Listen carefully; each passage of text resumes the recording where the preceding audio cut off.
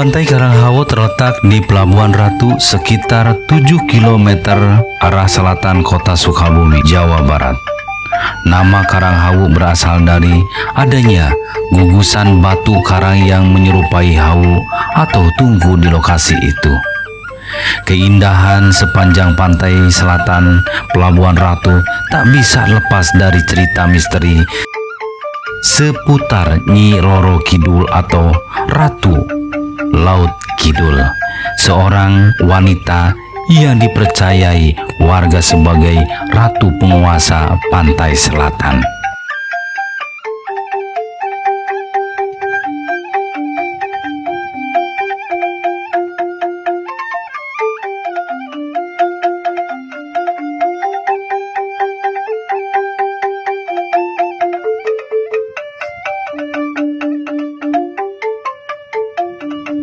Di belakang garis pantai menyembul bukit-bukit yang rindang oleh pepohonan. Salah satu bukit itu ada yang dikeramatkan warga lokal. Di sini terdapat kompleks makam. Satu di antaranya dipercaya sebagai makam atau petilasan Nyi Roro Kidul. Pada hari tertentu, makam ini ramai dikunjungi orang yang ingin menemui Nyi Roro Kidul.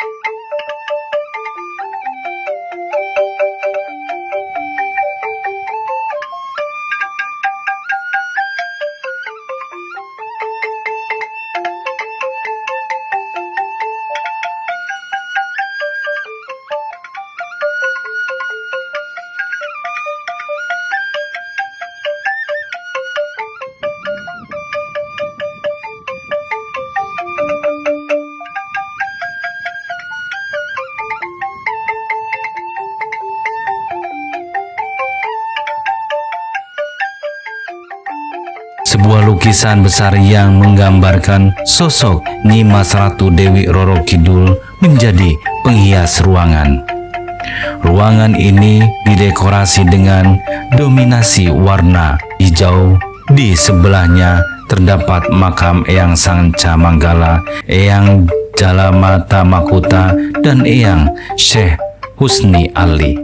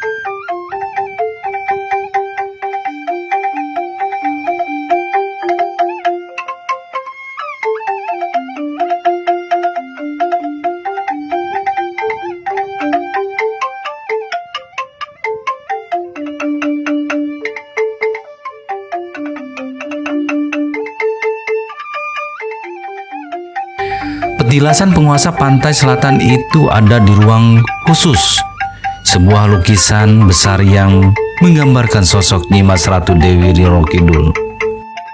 Petilasan atau makam Nyi Roro Kidul ditinggal di pinggir laut, di bawah bukit Karanghawu. Konon Ratu Kidul pada mulanya adalah seorang wanita yang berparas elok, Kadita namanya. Karena kecantikannya ia sering disebut Dewi Srengenge yang artinya matahari jelita. Kadita adalah putri Raja Munding Wangi. Walaupun Kadita sangat elok wajahnya, Raja tetap berduka karena tidak mempunyai putra mahkota yang dapat disiapkan. Baru setelah Raja memperistri Dewi Mutiara, lahirlah seorang anak laki-laki. Akan tetapi begitu mendapatkan perhatian lebih, Dewi Mutiara mulai mengajukan tuntutan-tuntutan, antara lain memastikan anaknya lelaki akan menggantikan tahta dan Dewi Kadita harus diusir dari istana. Permintaan-permintaan diluluskan, tetapi mengusir Kadita, Raja Munding Wangi tidak bersedia. Hari esoknya pagi-pagi sekali, Dewi Mutiara mengutus Inang pengasuh memanggil seorang tukang sihir, si Jahil namanya. Kepadanya diperintahkan agar kepada Dewi Kadita dikirimkan guna-guna, bikin tubuhnya berkudis dan berkurap bernanah. Perintahnya kalau berhasil, besar hadiahnya untuk upah si penyihir. Dan si Jahil menyanggupi. Malam harinya, tatkala Kadita sedang lelap, masuklah angin seliwir ke dalam kamarnya. Angin itu berbau busuk, mirip bau bangkai. Ia menjerit, seluruh tubuhnya penuh dengan kudis, bernanah, dan sangat berbau tidak enak. Tatkala Raja Munding Wangi mendengar berita ini, pada pagi harinya sangat sedihlah hatinya. Dalam hati tahu bahwa Yang diderita Kadita bukan penyakit biasa, tetapi guna-guna. Raja juga sudah menduga sangat mungkin Dewi Mutiara yang melakukan itu. Hanya saja atas kedesakan Patih, putri yang semula sangat cantik itu mesti dibuang jauh agar tidak menjadikan aib. Maka berangkatlah Kadita seorang diri, bagaikan pengemis yang diusir dari rumah orang kaya. Hatinya remuk, rendam, air matanya berlinang. Siang dan malam ia berjalan dan sudah 7 hari 7 malam waktu ditempuhnya, hingga akhirnya ia tiba di pantai laut selatan. Kemudian berdiri memandang luasnya lautan. Ia bangkit mendengar suara memanggil agar ia menceburkan diri ke dalam laut. Tatkala ia mengikuti panggilan itu, begitu tersentuh air tubuhnya pulih kembali. Jadilah ia wanita cantik seperti sedia kala. Tak hanya itu, ia segera menguasai seluruh lautan dan isinya, dan mendirikan kerajaan yang megah kokoh, indah dan berwibawa. Dialah kini yang disebut Ratu Laut Selatan atau Nyi Roro Kidul.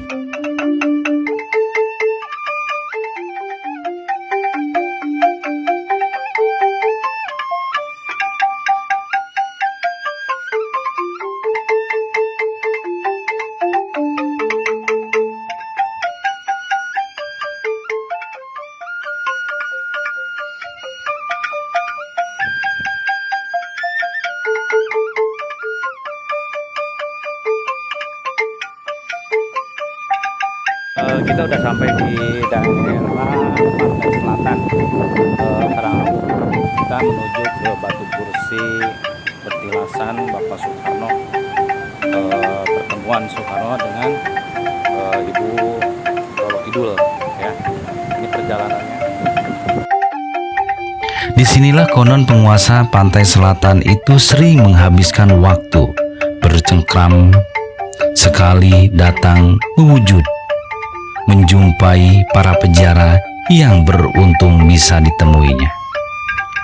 Dari Karang Kursi atau Batu Kursi, misteri tentang Nyi Roro Kidul sebagai Ratu Laut Selatan mengalir mitos cerita, tutur, serta segala yang tak ternalar.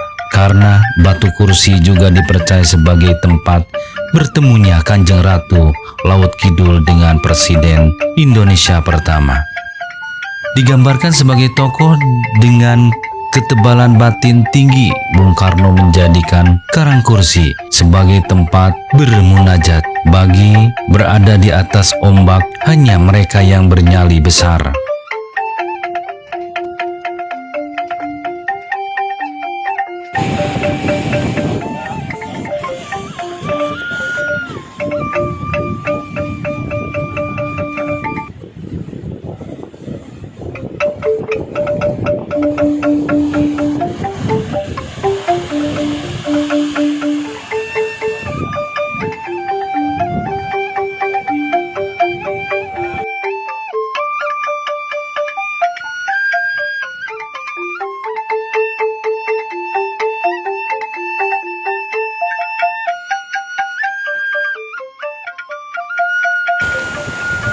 Alhamdulillah udah nyampe di Batu Kursi.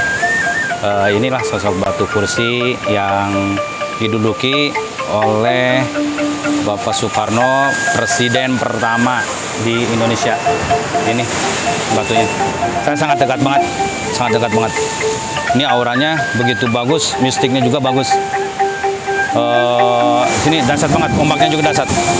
Lihat dulu. Ombaknya dahsyat banget. Ini lumayan, energinya lumayan, ada positif, negatifnya juga ada. Mudah-mudahan kita ada lindungan dari Allah. Mudah-mudahan ada ridho izin Allah, dapat syafaat, barokah, keramat syafaat di sini. Amin ya Allah ya Rabbal Alamin. Perbanyak, mudah-mudahan banyak rezeki dan sehat selalu.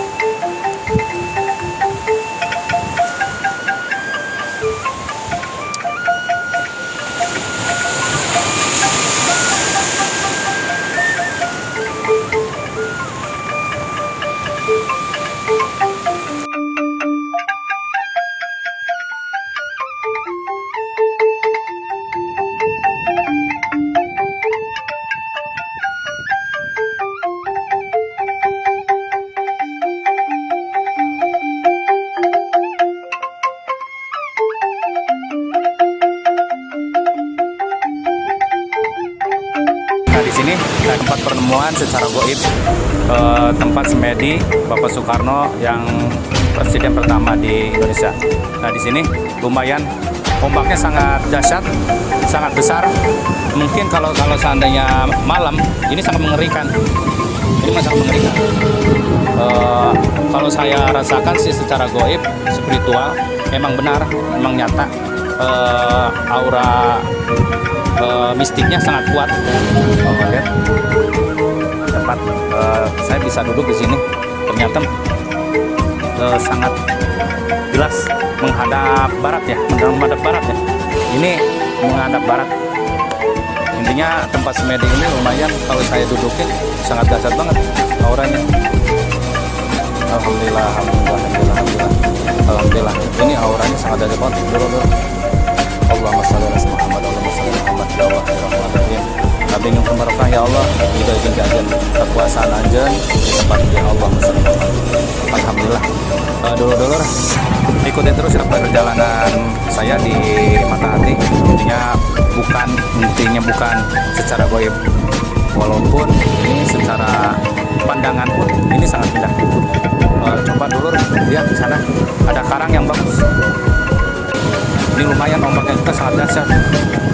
Ini lumayan lah, energi secara goibnya juga sangat dahsyat.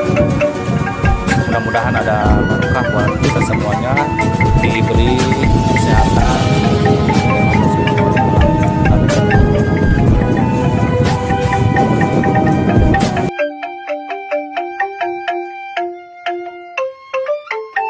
Karang kursi tersebut merupakan sebuah batu karang yang menyerupai kursi berada di atas bukit terdekat dengan makam petilasan. Menurut beberapa kepercayaan masyarakat sekitar, keberadaan karang kursi atau batu kursi itu diyakini sebagai tempat singgasana Nyi Roro Kidul. Berdasarkan cerita orang tua zaman dulu yang turun-temurun hingga saat ini, batu kursi atau karang kursi pernah dipakai pertemuan antara Nyi Roro Kidul dengan Presiden RI ke-1 Soekarno, membahas sebagai hal yang hingga kini masih menjadi misteri. Presiden RI pertama ini dari cerita yang berkembang di masyarakat menjadikan karang kursi atau batu kursi sebagai tempat bersemedi atau munajat kepada Tuhan Yang Maha Esa. Konon wisatawan yang datang pernah dihebohkan penampakan Nyi Roro Kidul lengkap dengan pakaian seperti putri istana kerajaan yang sedang duduk di batu kursi atau karang kursi.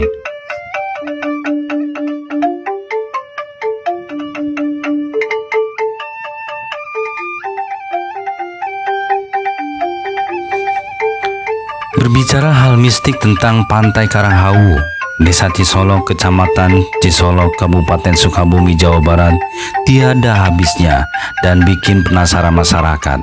Seperti diketahui di Pantai Karanghawu terdapat makam-makam petilasan para penyebar agama Islam di kawasan selatan Sukabumi yang diutus oleh para wali. Beberapa diantaranya adalah makam Eyang Sanca Manggala, Eyang Jalah Mata Makuta, dan Eyang Syekh Husni Ali yang sengaja diutus menyebar agama Islam. Sehingga tidak mengherankan kompleks makam tersebut banyak dikunjungi orang-orang baik. Warga lokal maupun luar Sukabumi kedatangan untuk berziarah ingin mendapatkan berkah. Tidak hanya itu, di Pantai Karanghawu terdapat 7 sumur yang juga dipercaya sebagai masyarakat memiliki khasiat tersendiri yang menggunakan air di dalamnya. Menurut kepercayaan, beberapa masyarakat meminum air di 7 sumur tersebut akan mendapat berkah dan dapat mengobati berbagai macam penyakit. Saya di Karanghawu, Pantai Selatan. Saya menuju ke Sumur 7. Nah, ikutin terus perjalanan saya di Mata Hati Channel. Oke, lanjut yuk. Lihat dulu. Ini sangat indah banget ya. Kalau di pantai, lumayan Pantai Selatan. Lautnya begitu hijau. Terus karang-karangnya tersusun rapi. Kayak dipahat oleh seseorang. Ini kenyataannya dipahat dengan alam oleh ombak menjadi karang yang bagus. Ini karang hau.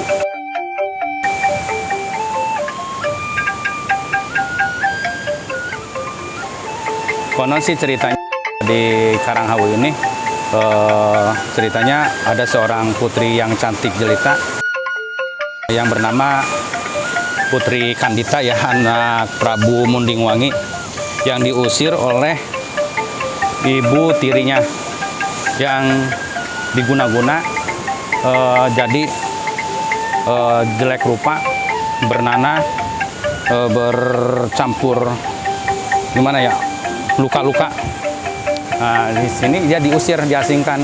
Nah, di sini dia diasingkan, nyampe sini dia loncat ke laut sini, jadi sosoklah Ibu Roro Kidul. Nah, di sini lihat.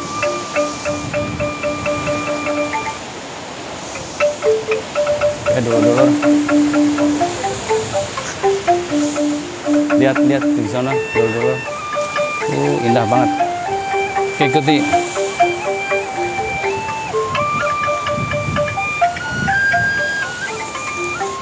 Nah, dulur-dulur, di sini batu karangnya sangat rapi ya, tertata, tersusun, indah. Begitu bagus. Ombaknya begitu dahsyat banget. Di sini saya menuju ke daerah ke tempat Sumur 7 yang konon ceritanya sih itu ada manfaatnya untuk asihan, kewibawaan, kejayaan. Itulah. Di sini banyak kepiting ya, lihat tuh. Kepiting naik. Kepiting. Pada naik kepiting. Coba. Kelihatan nggak tuh kepiting? Kepiting kan? Ini bersama ombak-ombak mungkin ya. Dia langsung ke pasisir, ke karang. Dan di sini sangat bagus banget, ombaknya besar banget. Aura mistiknya lumayan juga. Aura mistik dari sosok goib pantai selatan. Dulu pernah ada cerita tentang karang hau mengisahkan bahwa batuan keras berbentuk lempengan menjorok ke laut merupakan teburan karang yang telah mati dan mengeras. Konon batu yang menjorok ke laut itu merupakan singgasana Ratu Laut Selatan Nyi Roro Kidul.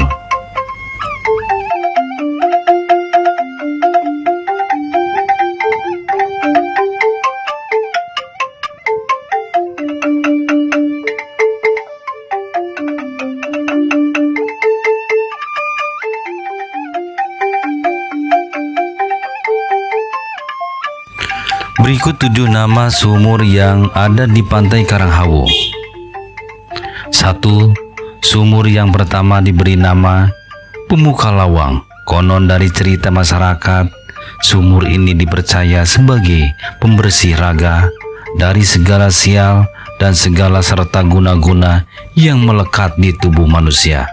Sumur yang kedua, masyarakat memberi nama dengan Sumur Ciasihan, di mana air yang terdapat pada sumur dipercaya berkhasiat untuk pengasihan dan pemikat dalam segala hal, baik urusan asmara ataupun pekerjaan. Sumur yang ketiga diberi nama Sumur Cikajayaan, di mana air sumur dipercaya memiliki khasiat untuk menambah kekuatan dan kesaktian pada diri manusia sebagai mandi ataupun mencuci muka. Sumur yang keempat diberi nama Sumur Cikahuripan. Bagi siapa saja yang mandi atau mencuci muka pada sumur ini bisa dimanfaatkan untuk pembersihan jiwa dan raga. Sumur ini juga disebut sumur permohonan karena menurut cerita dengan melakukan mandi sumur ini semua doa dipanjatkan. Sumur yang kelima, masyarakat memberi nama dengan sebutan Sumur Kedudukan. Apabila mandi di sumur ini dipercaya untuk meningkatkan kepangkatan dan derajat. Sumur yang keenam diberi nama sumur kesuburan, di mana konon katanya menggunakan air dalam sumur ini untuk kesuburan tanah, sawah, dan juga untuk masalah keturunan. Sumur yang ketujuh atau sumur yang terakhir diberi nama sumur Cisampurna. Air yang terdapat dari sumur ini bisa dan berkhasiat untuk menyempurnaan semua ritual mandi di keramat sumur 7. Dulur-dulur, saya menuju ke sumur 7 ya. Ini sumur pertama. Sumur pertama. Ini diambilin. Alhamdulillah. Nuka ini ya Pak.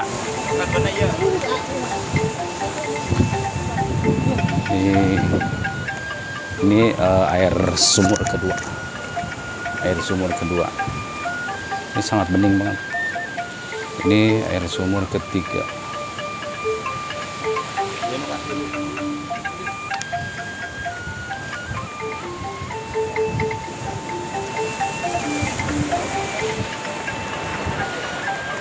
Keempat.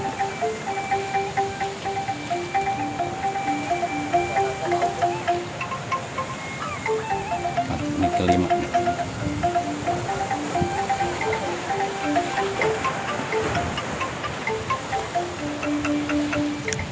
Ini ketujuh.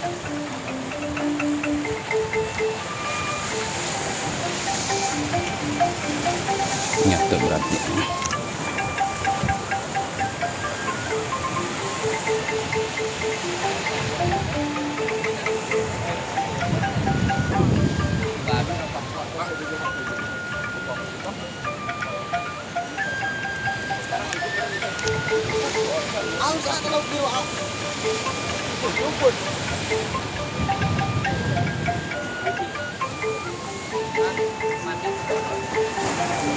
Mandi bari pangkia tentu Oh.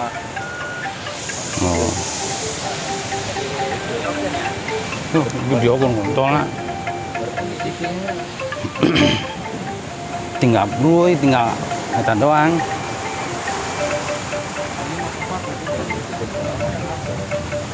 Tinggal basah ya. Hah? Tinggal basah. masih basana pokoknya isi salam teh basana. Assalamualaikum, bismillah, terus minta karomah ke pati dia.